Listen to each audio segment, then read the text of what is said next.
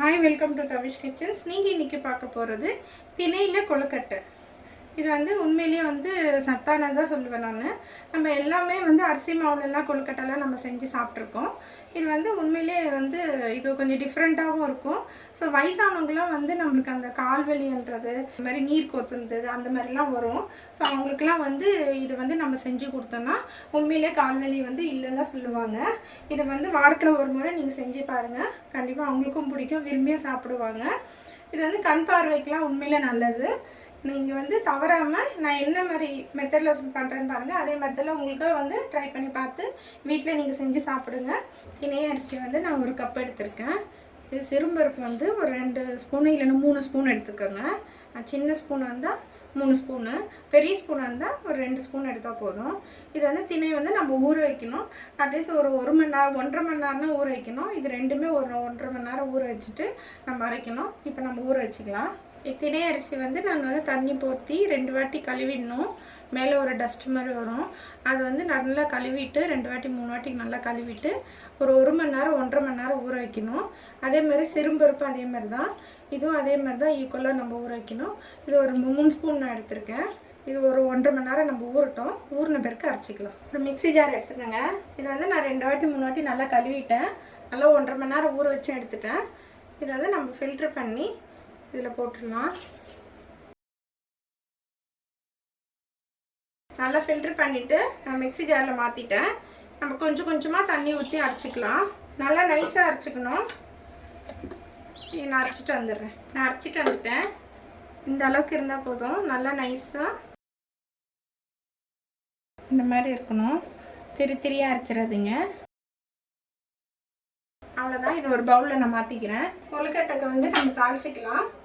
இது ஒரு பேன் வச்சுக்கோங்க. அடுப்பை பற்ற வச்சுக்கோங்க. பேன் சூடான பிறகு ஒரு 3 ஸ்பூனு எண்ணெய் விட்டுக்கலாம். கொழுக்கட்டைக்கு நமக்கு எண்ணெய் அவ்வளோவா தேவைப்படாது. ஸோ அதனால் கொஞ்சமாக எண்ணெய் விட்டுக்கலாம். எண்ணெய் சூடான பிறகு நம்ம கடுகு போட்டுக்கலாம். கடுகு பொரியட்டும். கடுகு பொரிஞ்ச பிறகு நம்ம சீரகம் போட்டுக்கலாம். சீரகம் போட்ட பிறகு நம்ம வரமிளகாய் கொஞ்சம் கிள்ளி போட்டுக்கோங்க. 2 வரமிளகாய் போட்டால் போதும். இதுக்கு சின்ன வெங்காயம் நான் எடுத்திருக்கேன். ஒரு கப்பு நம்ம சின்ன வெங்காயம் போட்டுக்கலாம்.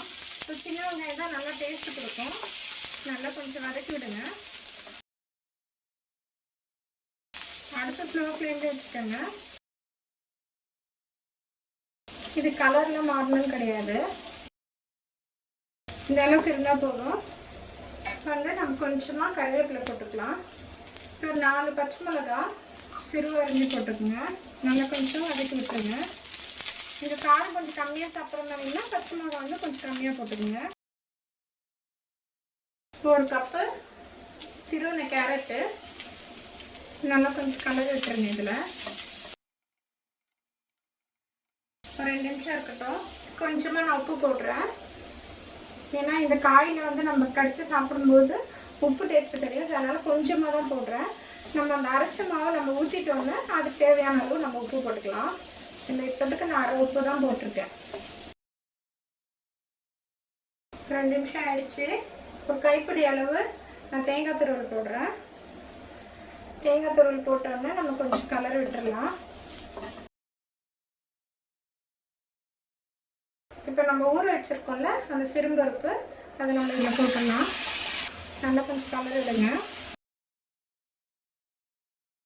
நல்லா கொஞ்சம் கலர் விட்டுட்டு இப்போ நம்ம அரைச்சிருக்கோம்ல அதை நம்ம இதில் போட்டுட்டு ஊற்றிடலாம். ஆனால் இது கை விடாமல் கொஞ்சம் கொஞ்சமாக கலர் எடுத்துக்குங்க. கட்டி விடாமல் ஸ்லோ ஃப்ளேமில் இருக்கட்டும். இது கொஞ்சமாக மிக்ஸி ஜாரில் நம்ம தண்ணி ஊற்றி கொஞ்சம் வழித்து இதில் ஊற்றிக்கலாம். இதுக்கு தேவையான அளவு உப்பு. நம்ம ஆல்ரெடி கொஞ்சம் உப்பு போட்டிருக்கோம். இப்போ அதுக்கேற்ற மாதிரி நம்ம மாவுக்கு ஏற்ற மாதிரி போட்டுக்கலாம். ஃபுல்லாக நல்லா மிக்ஸ் பண்ணுங்கள். இது கொஞ்சம் நேரத்தில் அப்படியே நல்லா கட்டி ஆகிடும். அது வரைக்கும் நம்ம கொஞ்சம் கலர் விட்டுகிட்டே இருக்கலாம். ஸ்லோ ஃப்ளேம்லேயே வச்சுக்கோங்க. இந்த அளவுக்கு நல்லா கட்டி ஆயிடுச்சு. அவ்வளோதான். இப்போ அடுப்பு ஆஃப் பண்ணிக்கலாம். இது நல்லா ஆற விட்டு தான் உருண்டை பிடிக்கணும். நல்லா ஆறணும். இது நம்ம ஃபேன் காற்றுல ஆற வச்சுக்கலாம். ஒரு பாத்திரத்தில் நம்ம போட்டோம்னா நல்லா ஆற வச்சுருக்கோம். இது வந்து நம்ம கொஞ்சம் ஒட்டுற மாதிரி தான் இருக்கும். நெய் வந்து நான் நெய் தடவிக்கிறேன். நெய் வேணால் தடவிக்கங்க, இல்லை ஆயில் கூட தடவிக்கங்க. கையில் நெய் தடவிக்கிட்டு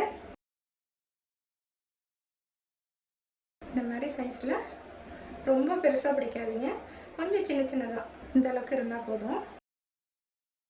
இது ஒரு நான் பிளேட்டில் வச்சுக்கிறேன். அதே மாதிரி எல்லா மாவும் நம்ம உருண்டை பிடிச்சி எடுத்துக்கலாம். மாவு நான் வந்து உருண்டை பண்ணி வச்சுக்கிட்டேன். இந்த அளவுக்கு இருந்தால் போதும், ரொம்ப பெருசாக இல்லாமல் ரொம்ப சின்னதாக இல்லாமல் மீடியம் சைஸில் இந்த மாதிரி உருண்டை பண்ணி வச்சுக்கோங்க. இது நம்ம இப்போ ஆவி கட்டி எடுத்துக்கலாம். ஒரு இட்லி பாத்திரத்தில் வச்சுக்கோங்க. கொஞ்சமாக தண்ணி வச்சா போதும், ரொம்ப தான் தண்ணி வைக்கணும் கிடையாது. இதில் வந்து நம்ம மேல் தட்டை வச்சுக்கலாம். நம்ம ஆவி கட்டி தான் எடுக்க போகிறோம். இதில் நம்ம இந்த உருண்டைங்களை வச்சிடலாம். இப்போ தண்ணி வந்து நம்ம கொதிக்கும் போது நல்லா ஃபுல்லாக வச்சு கொதிக்க வச்சிடணும். அதுக்கப்புறம் நம்ம வச்சு க்ளோஸ் பண்ணும்போது கொஞ்சம் ஸ்லோ ஃப்ளேம்லேயே வச்சுக்கணும். அவ்வளோதான். இது நம்ம க்ளோஸ் பண்ணிக்கலாம். இது ஒரு 10 நிமிஷம் ஆகும். அது வரைக்கும் நம்ம வெயிட் பண்ணிக்கலாம். 10 நிமிஷம் ஆயிடுச்சு.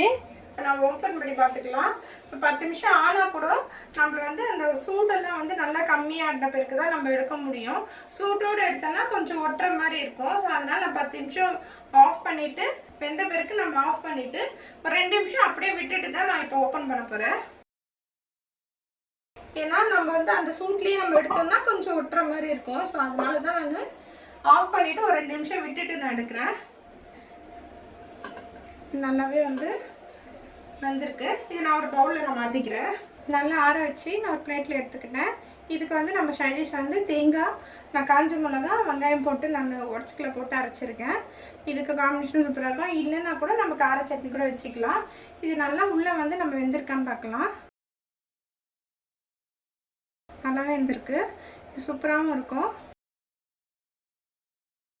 இது வந்து ஈவினிங் ஸ்நாக்ஸோ இல்லை காலையில் பிரேக்ஃபாஸ்ட் கூட நம்ம கொடுக்கலாம். இந்த ஆவி பொருள் வந்து நம்ம வேக வச்சு கொடுக்கறதுனால உடம்புக்கும் நல்லது. என்னோடய வீடியோ உங்களுக்கு பிடிச்சிருந்துச்சுன்னா சப்ஸ்கிரைப் பண்ணுங்கள், லைக் பண்ணுங்கள், ஷேர் பண்ணுங்கள். பக்கத்தில் இருக்க பெல் ஐக்கான் கிளிக் பண்ணிக்கோங்க. தேங்க்யூ.